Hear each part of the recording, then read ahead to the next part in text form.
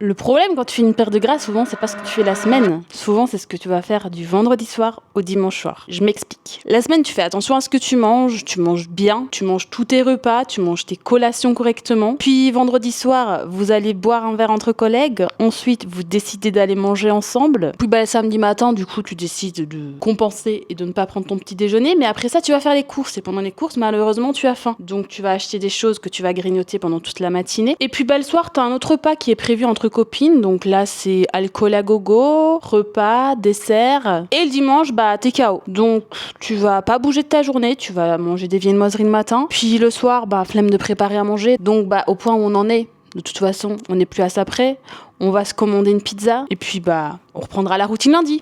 Le problème en fait il est là. La semaine t'es en déficit calorique, mais le week-end c'est all-in. Et avec tout ce que tu fais, tu viens annuler en fait le déficit calorique et tous les efforts que tu as fait pendant la semaine. Alors qu'en fait ce qu'il suffirait de faire, c'est tout simplement de faire ton repas libre le vendredi. Ensuite, le samedi matin, tu reprends ta routine, tu manges ton petit déjeuner comme prévu, comme tous les autres jours. Pareil pour le midi, tu t'hydrates, tu bouges, tu vas faire ta séance de sport. Puis le samedi soir, t'as encore un repas libre. Pourquoi pas? Ce que tu vas faire dans ce cas-là, c'est te dire que potentiellement sur un des 2 repas libres, tu vas limiter l'alcool et tu vas faire des choix un peu plus intelligents. Donc au lieu de prendre un repas hyper riche, donc par exemple un repas de pâtes plein de crème, etc., tu vas prendre un poisson avec un accompagnement de riz ou de pommes de terre. Et tu vas éviter de prendre entrée, plat, dessert. Et le dimanche matin, pareil, ce que tu vas faire, c'est reprendre ta routine. Aller marcher, bouger, prendre l'air, prendre ton petit déjeuner correctement. Si t'as le temps, tu peux même déjà préparer tes repas pour la semaine. Au moins, ça t'allégera ce travail en plus la semaine et ça te dégagera du temps. Mais ce qui compte, c'est que tu reprennes directement derrière ta routine. Faut arrêter de fonctionner en mode foutu pour foutu. Soit je fais tout parfaitement, soit je suis foutu en fait. Fais-toi plaisir, fais-le de manière modérée et ensuite derrière